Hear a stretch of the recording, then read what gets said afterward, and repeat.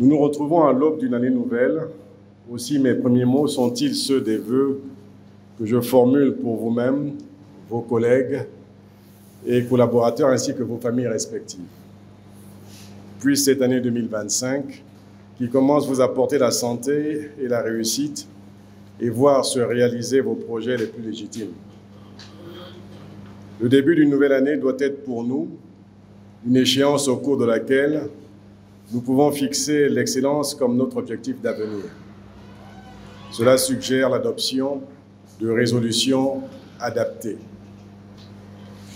Le contexte actuel cadre parfaitement avec une telle initiative. Dois-je rappeler que depuis le 30 août 2023, notre pays écrit une nouvelle page de son histoire sous l'impulsion du Comité pour la transition et la restauration des institutions, avec à sa tête le général de brigade Brice Clotaire Oligui Nguema, président de la transition, président de la République, chef de l'État et président du Conseil supérieur de la magistrature. Parmi les principaux objectifs de cette dynamique, l'édification d'un véritable état de droit, au sein duquel la justice doit pleinement jouer son rôle avec toute l'efficacité requise. La justice figure au nombre des institutions à restaurer. Dans cette optique, le département dont j'ai la charge a organisé à Libreville, pendant plusieurs jours, au mois de novembre 2023, le premier symposium sur le système judiciaire.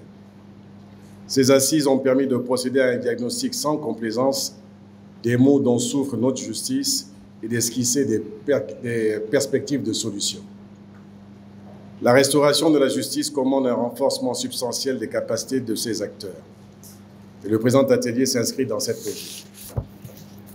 Mesdames et messieurs, autant vous dire d'entrée, les dysfonctionnements dont souffre notre justice sont à la fois graves et multiformes. Ils appellent de notre part une implication commune dans la recherche des actions correctives. De nos jours, le contraste est saisissant entre la délinquance réelle que tout le monde sent et observe, avec regret d'ailleurs dans la société, et la délinquance légale et judiciaire. Ce contexte rend illusoire la sécurité des biens et des personnes. En milieu judiciaire, les valeurs qui ont toujours caractérisé les métiers de la justice sont galvaudées, à savoir l'éthique, le professionnalisme, la loyauté, la diligence, l'exemplarité, l'intégrité, la réserve, la recherche de modèles, etc. Les revendications d'ordre matériel prennent le dessus sur la quête de ces valeurs nécessaires à une justice fiable. De nombreux agents perdent de vue que les avantages que confèrent les métiers judiciaires sont mérités. Ils sont la contrepartie des contraintes inhérentes au statut de ceux auxquels la société confie l'administration de la justice. L'opinion comprendrait d'autant plus facilement ces avantages si elle était satisfaite des prestations de la justice. A contrario, dans le contexte de l'actualité, l'opinion pourrait-elle comprendre que la satisfaction des revendications actuelles des magistrats coûterait à l'État plus de 25 milliards de francs CFA par an, alors qu'elle n'est pas du tout satisfaite du rendu de la justice. Mesdames et messieurs, il y a un lien indéfectible entre vos devoirs et vos droits. L'équilibre de ces deux pans constitue une exigence qui symbolise la balance représentative de votre institution. En effet, la justice est faite par et pour les équilibres. Par les équilibres, parce qu'elle évite une concentration des tâches et des pouvoirs entre les mains d'un seul acteur, d'où son organisation en siège, parquet, greffe, instruction, ou encore l'établissement des ordres de juridiction, la répartition des compétences, l'adoption des mécanismes tels que la collégialité, la délibération, les voies de recours, etc. Pour les équilibres, parce que la justice, tel le Léviathan de Thomas Hobbes, doit s'imposer dans les rapports interpersonnels en faisant en sorte que les plus faibles ne soient nullement écrasés par les plus forts.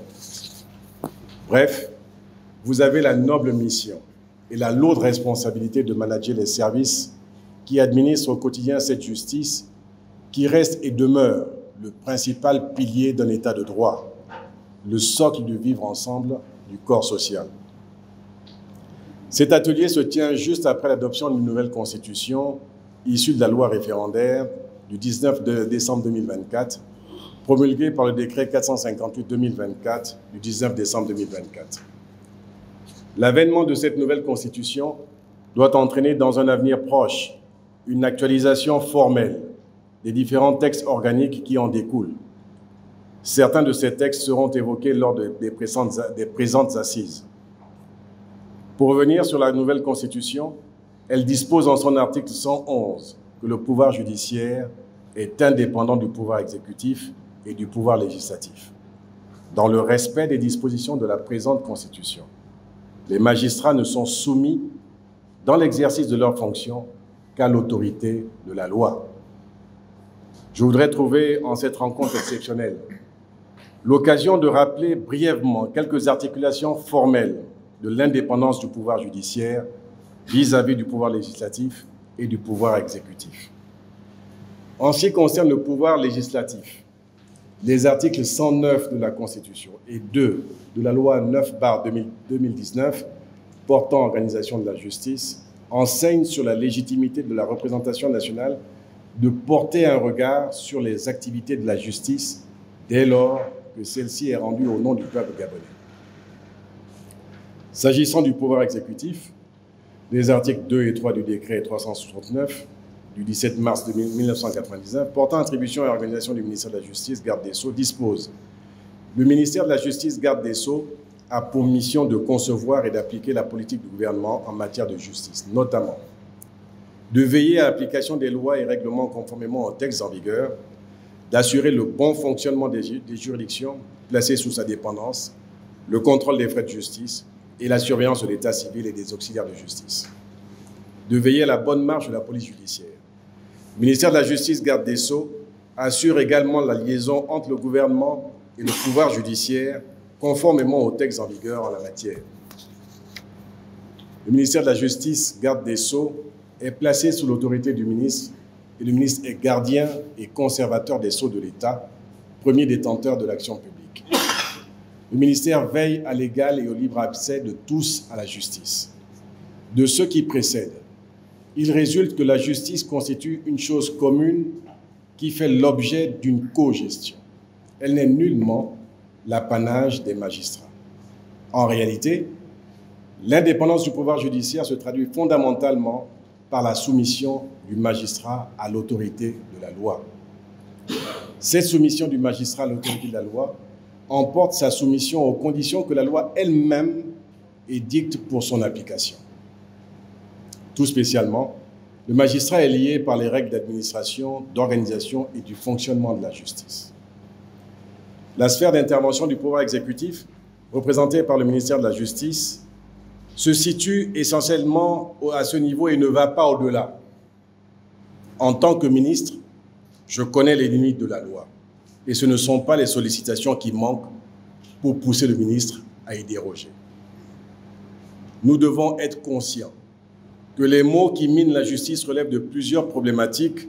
Sans être exhaustif, on peut citer la condition individuelle des personnels qui doit toujours être améliorée, le cadre de travail des agents qui ne permet pas aujourd'hui de faire face à l'explosion du contentieux et à la forte demande des justiciables, la formation des agents affectés dans des juridictions spécialisées, etc. La réponse des pouvoirs publics à toutes ces problématiques ne saurait ni être instantanément complète, ni être indéfiniment reportée.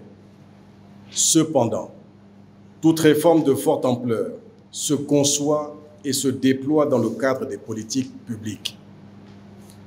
Les maux dont souffre notre système judiciaire sont d'ordre moral, structurel, organique, fonctionnel et logistique. Leur traitement exige une méthodologie, c'est-à-dire une planification qui procède d'un choix politique. En l'occurrence, la priorité du président de la République et du gouvernement est donnée à l'amélioration de l'environnement professionnel des magistrats et greffiers. Chacun est témoin des efforts qui sont en train d'être consentis dans le domaine des infrastructures. Pour rappel, en dehors du tribunal de Ntoum, inauguré et livré il y a 3 mois, nous réceptionnerons cette année l'annexe du palais de justice de Libreville et nous lancerons les travaux de construction, réhabilitation, réfection des tribunaux et cours. Par ailleurs, nous poursuivrons l'équipement des juridictions. Mesdames et messieurs, autant que vous êtes, et chacun dans son domaine de compétences, vous êtes les délégués de l'institution judiciaire dans ses différentes composantes. Il vous revient de porter le message de la loi, de l'appliquer et de la faire appliquer. Je vous soumets ici, enfin à votre méditation, ces quelques questionnements. Est-il conforme à la loi qu'une personne qui a purgé sa peine continue de garder prison plusieurs jours, voire des mois ou des années après? Est-il conforme à la loi qu'une personne soit en détention préventive au-delà du délai légal sans décision judiciaire? Est-il conforme à la loi qu'une procédure de référé dure des années? Est-il toujours conforme à la loi qu'une procédure abrégée soit traitée comme une procédure ordinaire? Est-il conforme à la loi que les procédures de flagrance soient traitées comme des procédures ordinaires? Est-il conforme à la loi, mesdames et messieurs, que des dossiers relatifs à l'état des personnes et aux successions, malgré leur sensibilité, demeurent sans réponse de la justice pendant plusieurs mois, voire plusieurs années? Qu'est-ce qui explique la durée excessivement longue des procédures collectives d'appurement du passif? Pourquoi le faible taux d'exécution des peines d'amende? Comment expliquer les lenteurs observées dans la mise à disposition des copies et expositions de jugements aux parties? Comment comprendre la disparition des dossiers et l'absence de leurs traces dans les registres institués par la loi? Est-il normal que des jugements soient rendus à l'insu des parties pour leur priver des voies de recours prévues par la loi? Est-il normal qu'une procédure puisse obtenir d'une même juridiction, pour un même motif, un nombre de renvois qui couvre une année judiciaire? Est-il conforme à la loi que des recours formés ne soient pas transmis à la juridiction compétente plusieurs mois, voire des années plus tard? Est-il conforme à la loi que les délibérés ne soient pas vidés aux dates indiquées aux parties, ni même prorogés? Est-il conforme à la loi que les décisions prises en cours de délibéré soient altérées unilatéralement par un membre du collège délibérant? Est-il encore conforme à la loi que le nom d'un magistrat qui n'a pas assisté au débat et à la délibération puisse figurer sur le jugement? Est-il conforme à la loi, est-il normal que les magistrats du siège puissent, à l'insu de leurs collègues du parquet, se rendre dans des commissariats ou brigades de gendarmerie pour poser des actes de trafic d'influence? Ces réalités, non exhaustivement énumérées, sont parfaitement connues des chefs de service que vous êtes. Nous avons intérêt à agir chacun dans son domaine, dans l'intérêt de la cause commune qu'est la justice. C'est dans cette perspective que le chef de l'État m'a instruit de vous réunir ici à Libreville pour la tenue du présent atelier qui vise l'optimisation de l'organisation et du fonctionnement des services judiciaires. Mesdames et messieurs, vous aurez compris que nonobstant l'encadrement légal de vos activités, des actes et comportements déviants persistent. Il est dorénavant clair que la mise en œuvre des textes relatifs à l'organisation et au fonctionnement des juridictions n'est pas toujours conforme aux prévisions de la loi. La nécessité se fait ainsi de plus en plus sentir de procéder à une autopsie de l'écosystème organisationnel et fonctionnel de la justice. Une telle perspective appelle à confronter la lettre des textes organiques et les pratiques.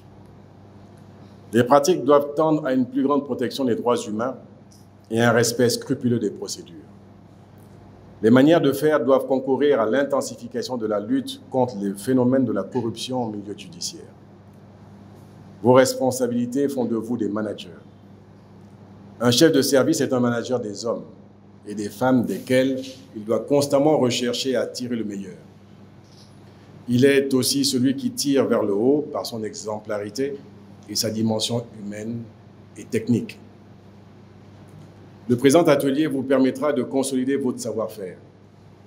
Il vous permettra de prendre connaissance du contenu des rapports d'inspection relativement au fonctionnement et l'organisation de la justice. Il postule la perfectibilité des pratiques et usages des services judiciaires. Je vous exhorte à approfondir vos réflexions afin qu'en sortent des résolutions de nature à susciter le saut qualitatif attendu par le président de la République, le Conseil supérieur de la magistrature et au-delà, le peuple gabonais. Soyez pragmatiques et discutez de la manière dont vous administrez la justice et sa capacité à permettre à la loi d'être efficace. Avant de clore mon propos, je voudrais rappeler la nécessité pour les élites de la magistrature de construire elles-mêmes leur indépendance en responsabilité dans l'obligation qu'elles ont de rendre la justice au nom de la loi et du peuple gabonais. Les fautes d'ordre professionnel et éthique commises par les agents doivent être systématiquement dénoncées pour être sanctionnées avec fermeté. Un leadership efficace a besoin des hommes et des femmes alliant à la fois compétence et autorité, comme l'affirme Gustave Le Bon. La compétence, je cite, « sans autorité est aussi impuissante que l'autorité sans compétence ». La judicature est une dignité d'essence divine, exercée pour le bien du peuple et pour réguler l'ordre dans la société. Le service de la judicature est une mission souveraine qui revêt une puissance faisant de celui qui rend la justice un être à part, courtisé mais respecté. Il en va ainsi d'une société stable et rassurante. C'est pourquoi je forme le vœu que cet atelier pose les bases des manuels de procédure à concevoir pour une administration efficace de la justice. Sur ce, je déclare ouvert l'atelier d'optimisation de l'organisation et du fonctionnement des services judiciaires et souhaite plein succès à vos travaux. Je vous remercie.